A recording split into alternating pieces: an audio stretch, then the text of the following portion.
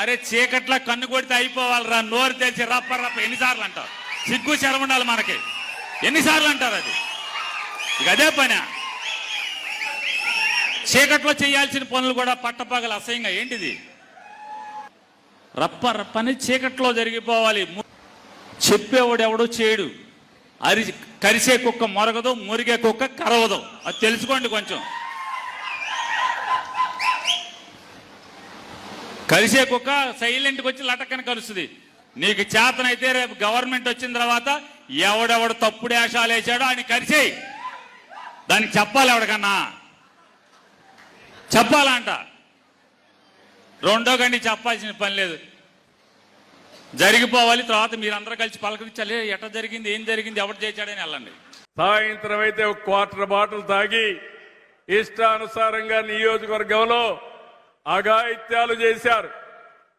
కొంతమంది అయితే మదమెక్కి ఇష్టానుసారంగా ప్రవర్తించారు. నేను వస్తేనే రానియకుండా చేశారు. ఈ రోజు ఒకే మాట చెప్పాను, ఎవడైనా రౌడీజం చేస్తే ఆ రౌడీలకు అదే రోజు చివరి రోజు. సిబిఎన్ 14 కాదు, సిబిఎన్ 95. తమాషా అనుకోవద్దండి. తోక జాడించకపోతే తోక కట్ చేస్తా. మీరు పనిచేయండి, మీరు బాగుపడండి. ప్రజలకు ఇబ్బంది పెట్టి మీ ఇష్టానుసారంగా మీరు పెత్తనం చేయాలంటే మీ ఆటలు సాగవు. మీరు ఒకసారి ఆలోచించండి. నాయకులంటే ఆదర్శంగా ఉండాలి. నేనేమైనా ఒక మాట చెప్తే ఒక విశ్వసనీయత ఉండాలి. నన్ను మీరు 9 సార్లు ఎమ్మెల్యేగా ఎన్నుకున్నారు. ఎప్పుడైనా సరే నా మీద పలానాడు కొట్టాడనో చంపాడనో లేకుంటే ఎక్కడన్నా నేరాలు చేశాడని విన్నారా అని మిమ్మల్ని అడుగుతున్నా. విన్నారా తమ్ముళ్ళు, ఆడబిడ్డలని మిమ్మల్ని అడుగుతున్నా. ఈరోజు రాజకీయాలు నేరస్తుల మయమైపోయినాయి. ఎంత ప్రమాదం అంటే బాబాయిని చంపి బాబాయి కూతురు దగ్గరని మా అన్న మంచోడని చెప్పించి మళ్ళీ అర్థం చేసుకొని తిరగబడితే ఇప్పుడు వాళ్ళనే వేధించే రాజకీయాలు చూశాం. కడాన వీళ్ళు హత్య చేసి నా పేరు పెట్టి నెక్స్ట్ డే మీరు చూశారు పేపర్లో నారాసుర రక్త చరిత్రని కత్తి నా చేతిలో పెట్టారు. ఆ కత్తి నా చేతుల్లోకి వచ్చిందంటే ఆ మలిను నా జీవితంలో కల్లో కూడా నేను ఊహించుకోనని చెప్పి కూడా నేను మీకు తెలియజేస్తున్నా. నేను హత్యా రాజకీయాలు చేయను, శవ రాజకీయాలు చేయను, ప్రజాహిత రాజకీయాలు చేస్తా. అడ్డం వస్తే ఎవరిని వదిలిపెట్టను. అదే గడిచిన కాలంలో చేసి చూపించాను. ధర్మాన్ని కాపాడుతాం, అభివృద్ధిని ఒక యజ్ఞమారిగా చేస్తాను.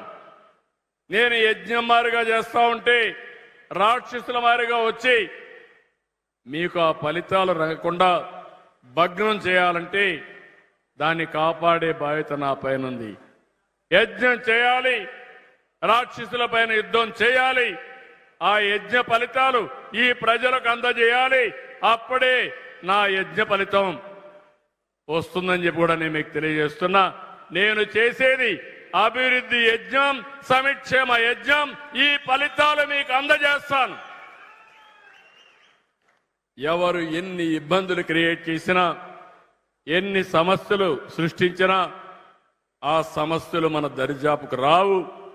కొంతమంది నేను చూస్తున్న ఇప్పుడు కూడా ఇంకా ఆటలాడుతున్నారు. కనీసం మానవత్వం లేని వ్యక్తులు పోతుంటే కారు కింద మనిషి పడిపోతే, వాడ కార్యకర్తే పడిపోతే తీసి కుక్క పిల్ల మారిగా బయటపడేసి నేరుగా వెళ్ళిపోతే, సకాలానికి హాస్పిటల్ తీసుకుపోలేక అతను చనిపోతే ఆయన భార్యని పిలిపించి యాజ్ యూజువల్ మేనేజ్ చేసి మా ఆయనకు కారు కింద పడితే ఏమీ కాలేదు, అంబులెన్స్ లో తీసుకపోతే ఏదో అయిపోయిందని చెప్పించే పరిస్థితి వచ్చారంటే ఈ నేరస్తుల్ని ఏమనాల తమ్ముళ్ళు అని మిమ్మల్ని అడుగుతున్నా. ఎన్ని డ్రామాలు నా జీవితంలో ఎప్పుడు చూడలేదు. కోడికత్తి డ్రామా, కడానా కోడికత్తి డ్రామా కూడా నా మీద పెట్టే పరిస్థితి.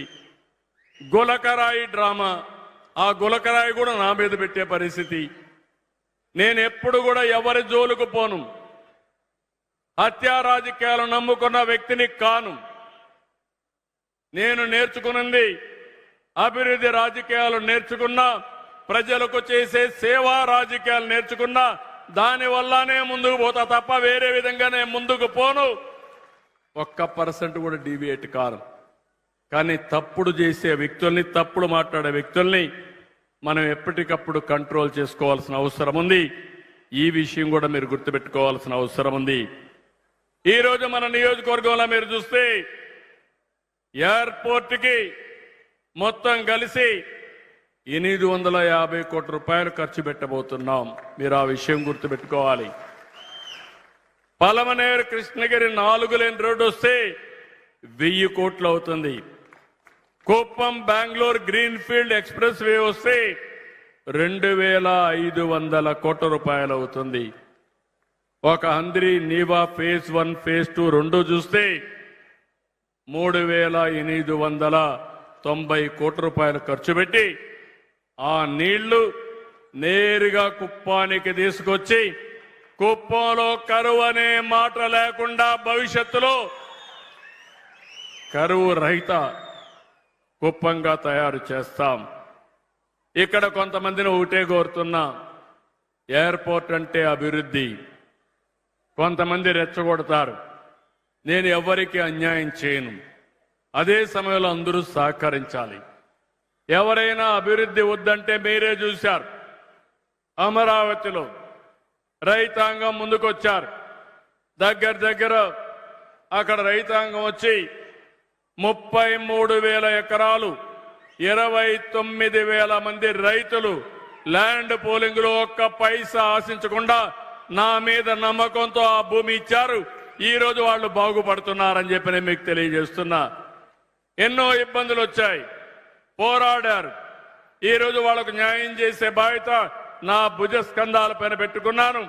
అక్కడ రైతాంగాన్ని బాగు చేసి వాళ్ళ జీవితాల్లో వెలుగు చూపించే బాధ్యత నాదని మీ అందరికీ హామీ ఇస్తున్నా. ఇక్కడ కూడా కుప్పం ఎయిర్పోర్ట్ వల్ల కొంతమంది ల్యాండ్ ఇచ్చిన వాళ్ళకి వీలైనంత వరకు మెరుగైన ప్యాకేజ్ ఇస్తాం. భవిష్యత్తులో మీకు అండగా ఉంటాను. కాదు ప్రాజెక్టే రాకూడదంటే మన ప్రాంతానికి నష్టం. మన ప్రాంతంలో అభివృద్ధి నిరోధకులుగా మిగిలిపోతాం. ఎన్నోసార్లు ఆలోచించాం. ఇప్పటికే ఆ ప్రాజెక్ట్ వచ్చి ఉండాలి.